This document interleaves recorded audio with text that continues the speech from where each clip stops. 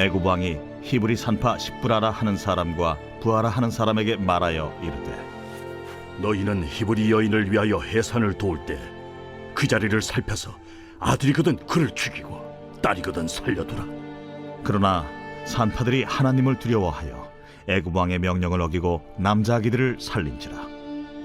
애굽 왕이 산파를 불러 그들에게 이르되, 너희가 어찌하여 이같이 남자아기들을 살렸느냐? 산파가 바로에게 대답하되, 히브리 여인은 애굽 여인과 같지 아니하고 건장하여 산파가 그들에게 이르기 전에 해산하였더이다. 하나님이 그 산파들에게 은혜를 베푸시니 그 백성은 번성하고 매우 강해지니라. 그 산파들은 하나님을 경외하였으므로 하나님이 그들의 집안을 흥왕하게 하신지라. 그러므로 바로가 그의 모든 백성에게 명령하여 이르되, 아들이 태어나거든 너희는 그를 나일강에 던지고 딸이거든 살려두라.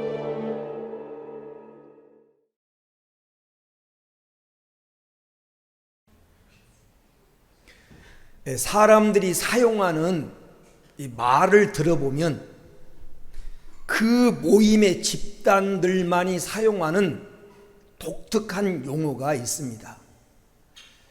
군대에서는 군인들만이 알아들을 수 있는 그들만이 쓰는 용어가 있습니다.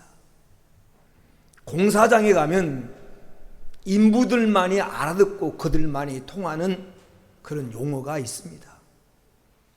병원에 가면 의사들이 사용하는 그들만이 알아듣는 그들만이 사용하는 용어가 있습니다. 교회도 성도들만이 쓰는 그런 용어가 있습니다. 여러분, 신앙생활하는 성도들이 주로 사용하는 말이 어떤 말입니까? 아마 주여, 아멘, 할렐루야, 믿습니다. 아마 그런 믿음의 고백들일 것입니다. 그러나 이에 못지않게 은혜라고 하는 말도 많이 사용하고 있는 것을 보게 됩니다. 기도할 때도 하나님의 은혜를 간구하고, 말씀을 들으면서도 은혜 받기를 갈망하고, 삶 속에서도 하나님의 은혜 안에 거하기를 우리는 소망합니다.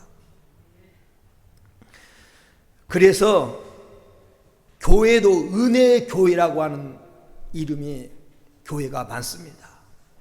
성도들의 이름 가운데도 은혜라고 하는 이름을 많이 사용하는 것을 보게 됩니다.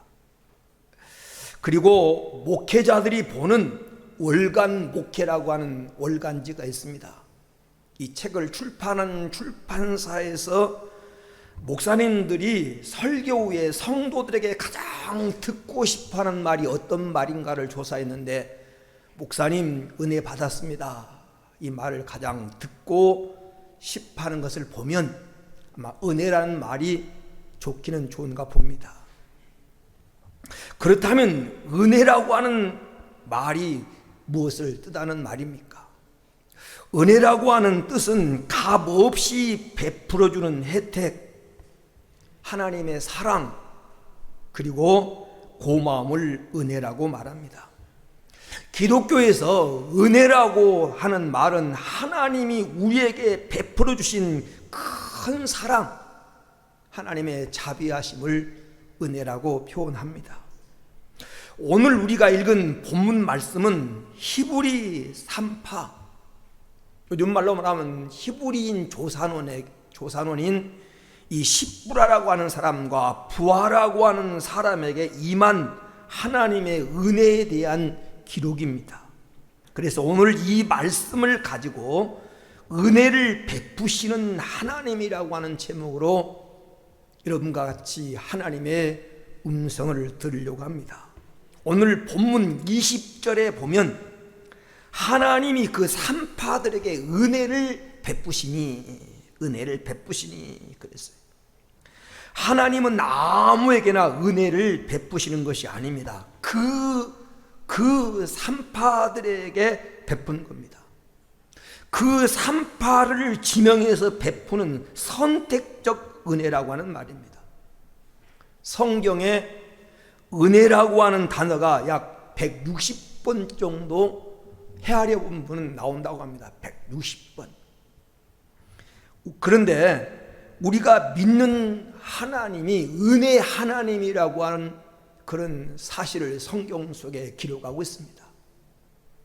성경 베드로전서 5장 10절에 보니까 하나님을 가리켜 모든 은혜 하나님이라고 하는 표현을 하고 있습니다. 우리가 믿는 예수님을 요한복음 1장 44절에 은혜와 진리가 충만하신 예수 그리스도, 은혜와 진리가 충만하더라.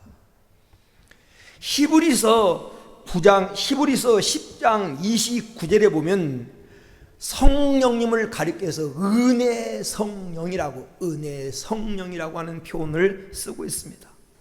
우리가 믿는 삼위일체 하나님이 은혜 하나님이라고 성경은 표현하고 있는 것입니다. 구약 성경에 은혜로 번역이 된, 우리 말로는 은혜로 번역이 됐지만 원문에는 여러 가지 단어를 사용해서 은혜란 말을 설명하고 있습니다. 그런데 대표적인 두 가지 단어가 있습니다. 하나는 헤세드라고 하는 단어를 쓰고 있고 하나는 헨이라고 하는 단어를 쓰고 있습니다. 헤세드라고 하는 뜻은 하나님의 자비, 불변의 사랑을 의미하는 그런 단어이고, 헨이라고 하는 단어는 높은 사람이 낮은 사람에게 베푸는 과분한 호의, 아주 특별히 배려해주는 은총을 갖다가 헨이라고 하는 단어를 써서 우리에게 표현해주고 있습니다. 그런데 오늘 본문에서 그 산파들에게 은혜를 주셨다고 하는 이 은혜라고 하는 말은 헤세드도 아니고 헨도 아닌 야탑이라고 하는 단어를 쓰고, 원문에 보면 야탑이라고 하는 단어를 써서 오늘 본문에 은혜를 베풀었다고 표현하고 있습니다. 이 야탑이라고 하는 단어의 뜻은 잘 되게 하다 혹은 좋게 만들어주다라는 뜻입니다. 구체적으로 말하면 세 가지 의미를 다닌 단어입니다. 첫째는 나쁜 관계를 좋은 관계로 만들어준다는 뜻입니다. 하나님의 은혜가 임하면 부부 사이가 좋지 못하다가도 좋은 관계로 내가 은혜 받고 나면 변화가 되고, 자식이 속썩이고 그렇게 상태가 나쁘고 불순종했는데 어느 날 그 자녀에게 이 야탑의 은혜가 임하고 나면 온순한 자녀로, 순종하는 자녀로 상태가 좋아진 것을 이 헨이라고 본문에 야탑이라고 하는 단어를 써서 표현하고 있습니다. 두 번째는 나쁜 상태, 안 좋은 상태를 좋은 상태로 만들어 준다고 하는 말이 바로 야탑이라는 말입니다. 사업이 어려웠는데, 경제 사정이 나빴는데, 건강이 안 좋았는데 하나님으로부터 야탑의 이 은혜를 받고 나니까 상황이 변화되고 상태가 바뀌고 환경이 달라지는 것을 야탑의 은혜라고 말합니다. 세 번째, 야탑이라고 하는 것은 기쁘게 해준다라는 뜻입니다. 은혜를 받으면, 이 야탑의 은혜가 임하면 마음속에 기쁨이 충만해집니다. 예수님이 말한 대로 세상이 줄 수 없는, 돈이 줄 수 없고 사람이 줄 수 없고 환경이 줄 수 없는 기쁨이 우리 마음 깊은 곳에서부터 넘쳐나는 이 은혜를 가리켜서 야탑의 은혜라고 표현을 합니다. 그러면 하나님은 이 야탑이라고 하는 은혜를 어떤 사람에게 베풀어 주시는가? 오늘 본문에 등장하는 산파들의 얘기를 통해서 우리가 배워서 우리도 이 은혜를 받자라는 것입니다. 하나님 어떤 사람에게 은혜를 베풀어 주는가? 첫째는 남을 도와주는 사람에게 이 은혜를 베풀어 주십니다. 남을 도와주는 사람. 오늘 본문 15절 16절에 보면 애굽 왕이 이스라엘 민족의 수적인 성장을 막기 위해서 산파들에게 지시를 내려서 이렇게 말합니다. 아이들이 태어날 때 남자 아이가 태어나거든 죽이고 여자 아이가 태어나거든 살게 두라고 하는 왕명이 전달이 됩니다. 산파는 남을 도와주는 직업이죠. 참 좋은 직업을 가졌습니다. 그런데 지금 애굽 왕이 불러서 이스라엘 여자들이 아기를 낳을 때 아들을 낳거든 눌러 죽이고, 그리고 딸은 살게 두라고 하는 명령을 내는 겁니다. 이스라엘 백성이 숫자적으로 증가하니까 그 수를 억제하기 위해서 지금 이런 산하 제한 정책을 쓰는 것입니다. 이 왕명을 받은 히브리 산파들은 남을 도와주는 직업을 갖고 있는 사람으로서 그렇게 할 수가 없었습니다. 특별히 하나님을 믿는 신앙인으로서 그렇게 할 수가 없었어요. 그래서 본문에 보면 왕명을 어기고 생명을 내어놓아야 하는데도 불구하고 왕명을 어기고 남자 아이들을 살립니다. 그 산파들에게 하나님이 은혜를 베푸셨다 그 말이에요. 그 산파들에게 죽어야 하는데 하나님이 은혜를 베푸니까 죽지 않습니다. 왕명을 어긴 거예요. 그 당시 법으로 보나 절대 왕정 시대에 왕명을 어기는 것은 생명 내놓을 각오를 해야 됩니다. 그런데 죽지를 않아요. 왕명을 어겼으니까 쫓겨나야 되고 모든 것을 다 박탈당하고 길이 막혀야 되는데 길이 막히지 않습니다.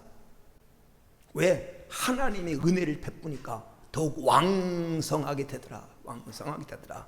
이게 하나님의 은혜예요. 하나님은 아무에게나 은혜를 베푸는 것이 아니라 남을 도와주는 이 생명을 살리는 사람에게 은혜를 베푸셨습니다.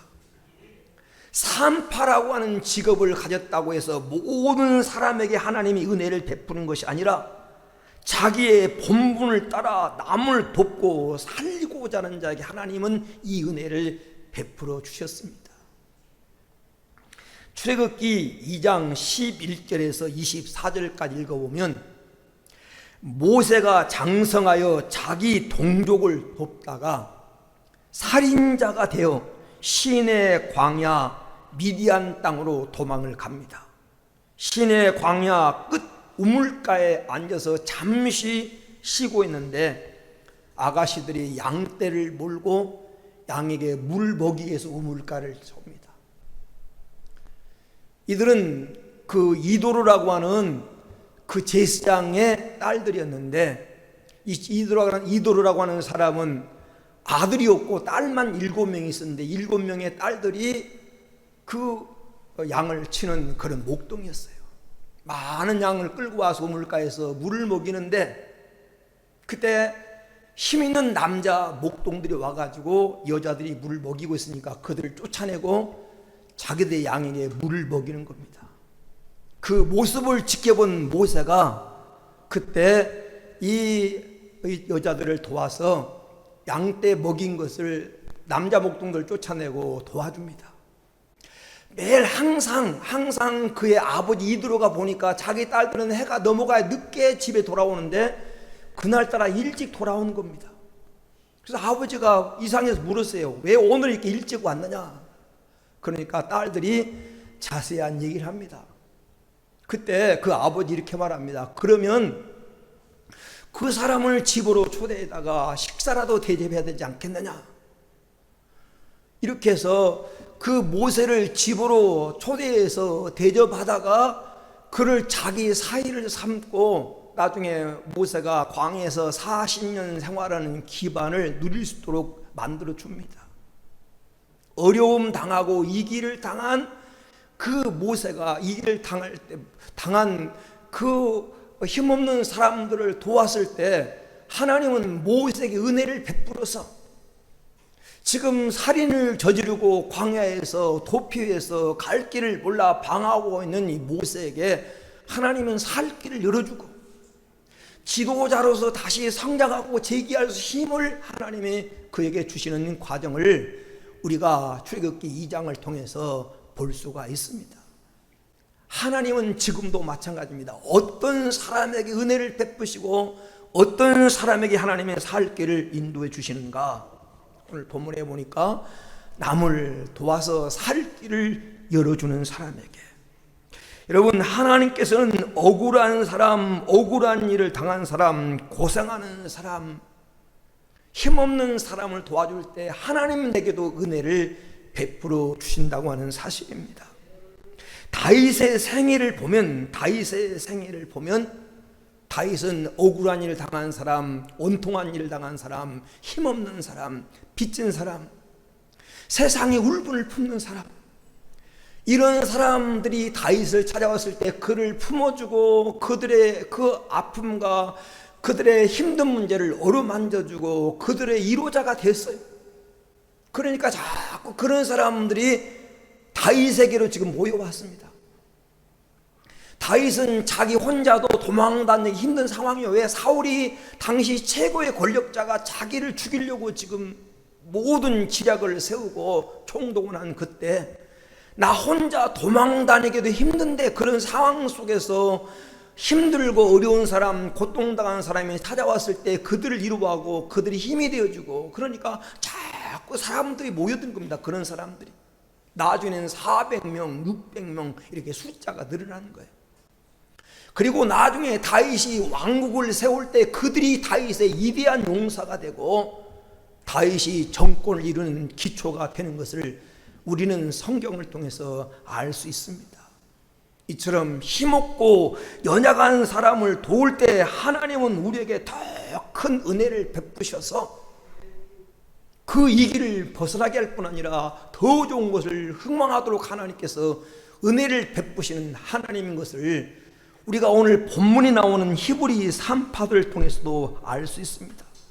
하나님께서 히브리의 3파의 가정을 왕성하게 하셨다. 왕성하게. 오늘 우리도 하나님의 이 은혜를 받으면 믿음이 왕성해지고 가정이 왕성해지고 삶이 왕성해지는 이런 은혜가 임하게 될 줄로 믿습니다. 가능하면 하나님 내게 주신 그 달란트를 가지고 도와주고 베풀고 나누며 사는 이런 삶이 되기를 축원합니다. 룻기서의 얘기가 바로 그런 얘기예요. 룻이라고 하는 여인이 홀로 된 자기 시어머니를 내면할 수가 없어서 그 시어머니를 돕겠다고 보리삭을 주어다가 시어머니를 공경하려고 했을 때 하나님이 그에게 은혜를 베푸셔서 보아스를 하나님은 만나게 하셔서 다윗 왕의 왕조를 이루는 그런 혈통을 있게 하고 그 혈통 속에서 예수 그리스도가 태어나게 하십니다. 보아스도 마찬가지입니다. 자기 밭에 이삭을 주러 온 가냘픈 여인을 사랑해서 오늘 자기 종들이 먹을 물을 나눠주고 일부러 보리삭을 하나씩 떨어뜨려서 그 이삭을 주러 온 여인이 자존심 상하지 않고 이삭을 주도록 배려하는 그 배려를 통해서 룻이라고 하는 훌륭한 아내를 얻게 됩니다. 여러분, 하나님은 오늘도 베풀 줄 알고 남을 도울 줄 아는 사람에게 은혜 베푸시는 하나님이라고 하는 사실을 기억해서 오늘 본문이 나온 히브리 3파들이 받았던 은혜를 여러분도 받아 누리는 역사가 있게 되기를 주의 이름으로 축원을 드립니다. 두 번째로 하나님은 어떤 사람에게 이 은혜를 베풀어 주시는가? 사람을 살리는 사람에게 이 야탑이라고 하는 은혜를 베풀어 주십니다.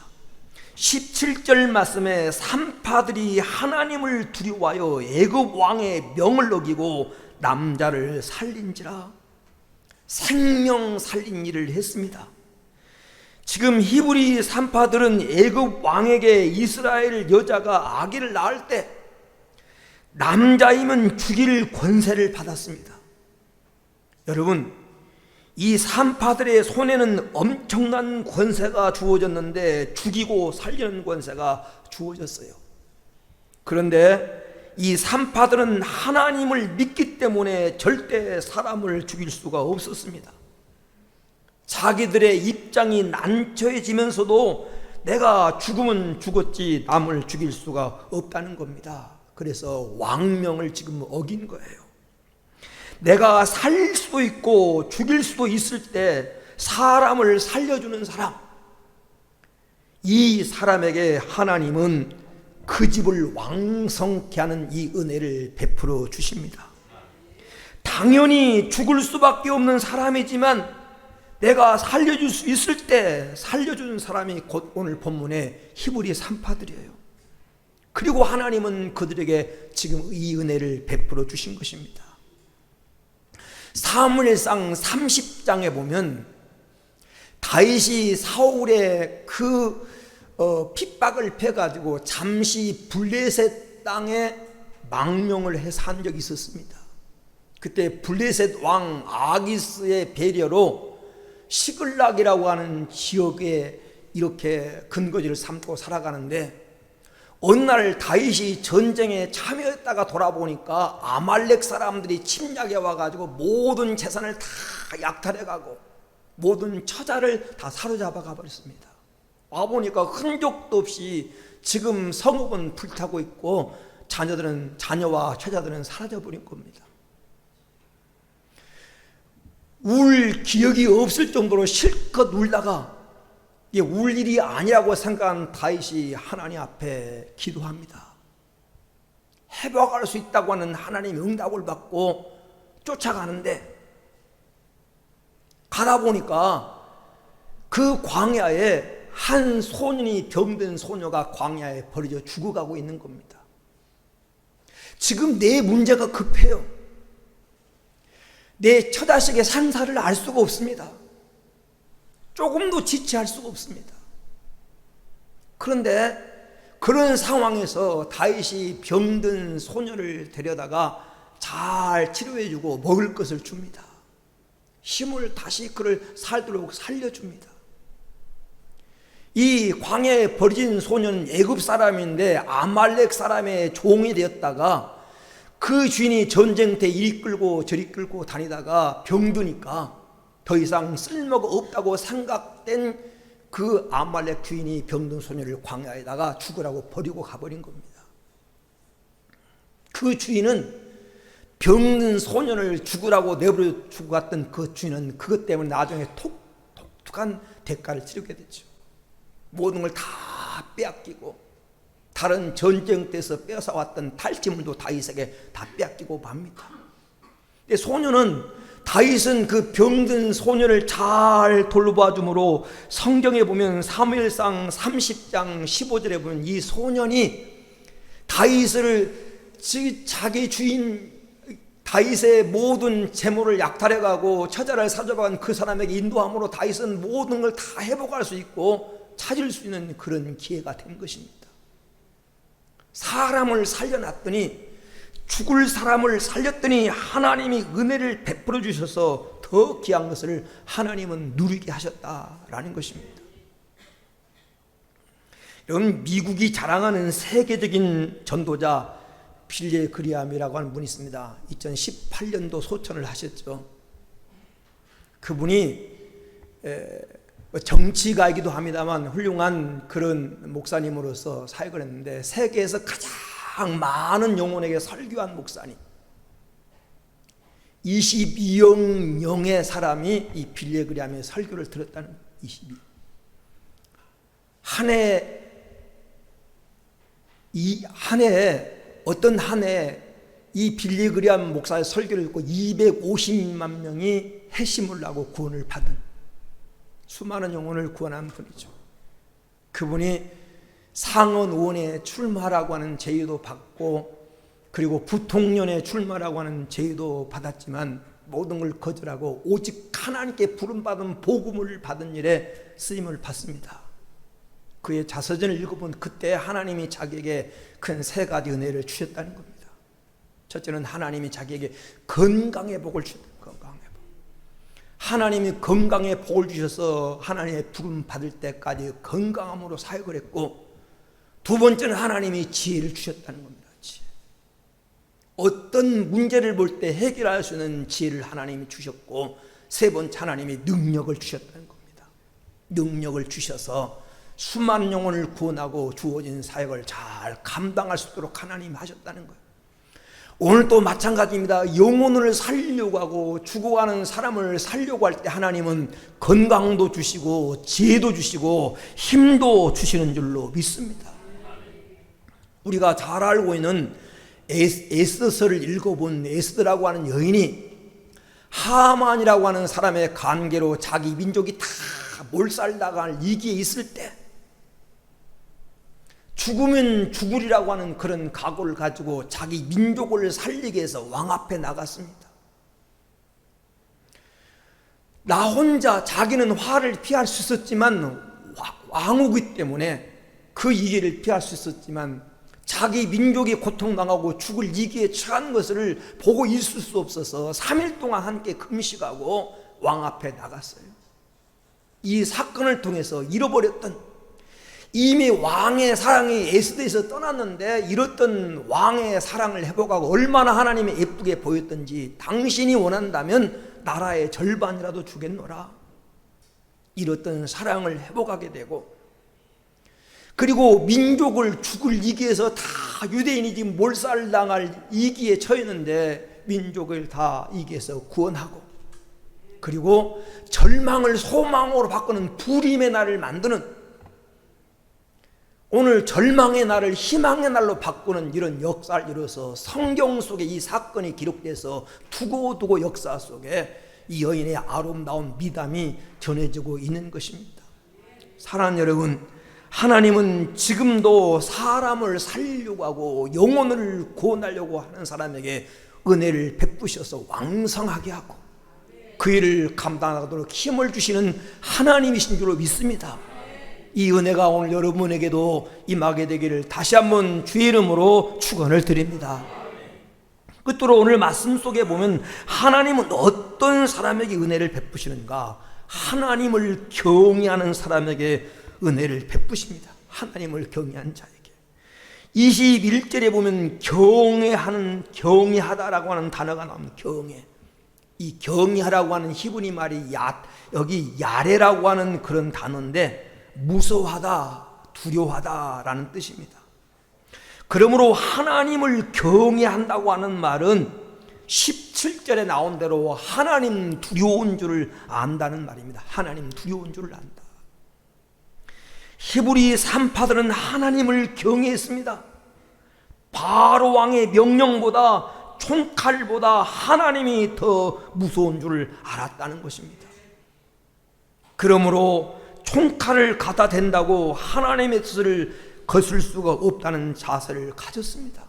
그래서 왕명을 어긴 겁니다. 왕의 명령보다, 눈에 보이는 왕보다 하나님이 무서운 줄을 알았다고 하는 사실입니다. 하나님은 이런 사람의 집을 왕성하게 하십니다. 그래서 20절에 보면 하나님은 그 산파들에게 은혜를 베푸셨다. 하나님이 은혜를 베푸니까 이스라엘 백성들은 생육이 왕성하고 힘이 강대하고 산파들은 하나님을 경외하였으므로 그들의 집을 왕성케 하셨다, 흥왕하게 하셨다라는 것입니다.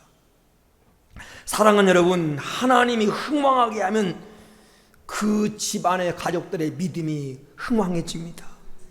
하나님이 그 집을 왕성하게 하면 그 가정의 사업이 왕성해집니다. 하나님이 그 가정에 은혜를 주시면 자녀들이 왕성해집니다. 하나님을 무서운 줄 아는 사람. 그런데 하나님보다 사람을 더 무서워하고 사람만 의식하는 사람은 이런 하나님의 은혜를 입을 수가 없습니다. 어떤 사람은 사람에 대한 두려움을 가지고 있습니다. 그래서 사람이 가지고 있는 권력과 사람이 가지고 있는 힘과 사람이 가지고 있는 평가만을 두려워합니다. 사람이 볼까 두렵고 사람이 알까 무섭고 사람이 들을까 두려워합니다. 이런 사람들은 사람이 안 보면 무슨 짓이든지 합니다. 사람이 안 보고 사람이 모르고 사람이 못 듣기 때문에 괜찮다고 생각합니다. 그러나 여러분, 사람이 안 보고 사람이 몰라도 하나님은 다 아시고 하나님은 다 보시고 하나님은 다 듣습니다. 하나님을 경외한다고 하는 말은 하나님 무서운 줄 안다는 거예요. 하나님이 무서운 줄 아는 사람에게 하나님은 이 은혜를 베푸십니다. 마태복음 20장 28절에 예수님께서도 제자들에게 이렇게 말합니다. 몸은 죽여도 영혼을 능히 죽이지 못하는 자들을 두려워하지 말고 오직 몸과 영혼을 능히 지옥에 면하는 자들을 두려워하라고. 몸은 죽여도, 육신은 죽여도 영혼은 어떻게 하는 사람이 우리의 두려움의 대상이 아니라는 겁니다. 우리의 몸과 영혼을 동시에 지옥에 면하는 하나님이 우리의 두려움의 대상이에요. 바울도 이렇게 말합니다. 갈라디아서 1장 10절에 내가 사람에게 좋게 하랴 하나님께 좋게 하랴 사람에게 기쁨을 구하랴. 내가 지금까지 사람의 기쁨을 구하는 것이었다면 그리스도의 종이 아니니라. 성도의 삶의 진정한 모습은 사람을 기쁘게 하고 사람을 좋게 하려는 것이 아니라 하나님을 좋게 하고 하나님을 기쁘게 하는데 초점을 맞추면 사람과의 관계도 잘 되어집니다. 영혼이 잘 되면 모든 범사를 하나님이 잘 되게 하십니다. 하나님은 어떤 사람에게 이 은혜를 베푸십니까? 하나님 두려운 줄 아는 사람, 하나님을 늘 삶 속에 의식하고 살아가는 사람. 사랑하는 여러분, 하나님을 경외한다고 하는 말은 하나님이 두려운 줄 안다고 하는 말이에요. 하나님 이런 사람에게 은혜를 베풀어 주셔서 관계도 좋게 만들어주고 상태도 좋게 만들어주고 기쁨도 회복시켜 주십니다. 말씀의 결론을 맺습니다. 하나님은 그 집을 왕성케 하는 은혜를 주셨다고 말씀합니다. 누구에게?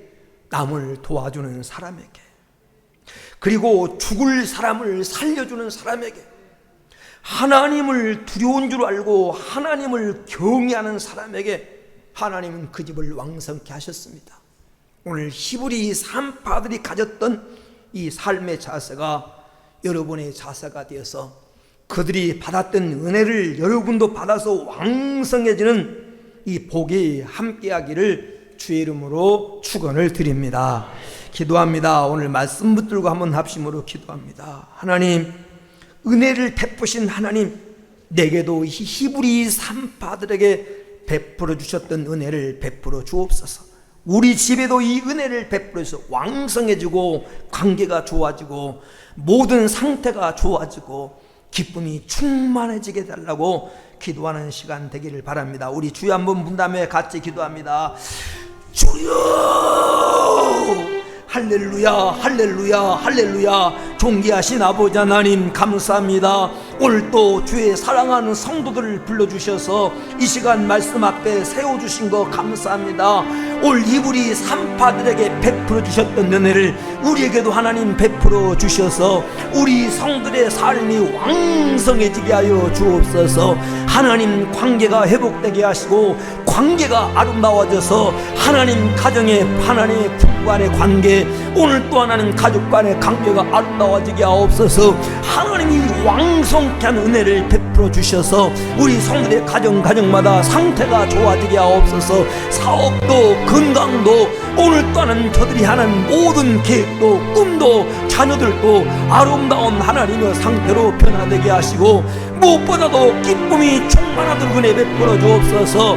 히브리 산파처럼 남을 돕다가 하나님 죽을 생명을 살리려고 노력하다가 하나님을 두려운 줄 알고 하나님을 경외하다가 하나님이 은혜를 입었던 것처럼 우리도 그들이 가졌던 삶의 자세가 우리의 자세가 되게 하여 주옵소서.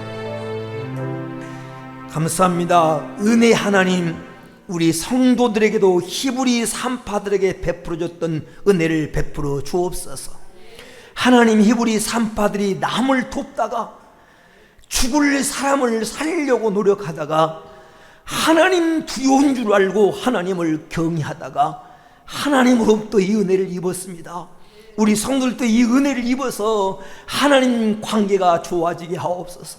가정에서 가족 관계가 아름다워지게 하시고 인생 살아가는 동안에 어디를 가든지 사랑받고 인정받고 대접받는 관계들이 되게 하여 주옵소서.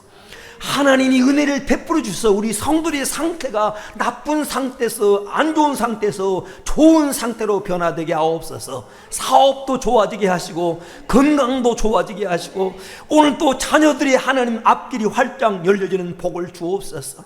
무엇보다도 이 은혜를 주셔서 가정마다 기쁨이 충만하게 하시고 심령 속에 기쁨이 샘솟듯 솟아나오게 하여 주옵소서. 거룩하신 예수님의 이름으로 기도 올리옵나이다. 아멘.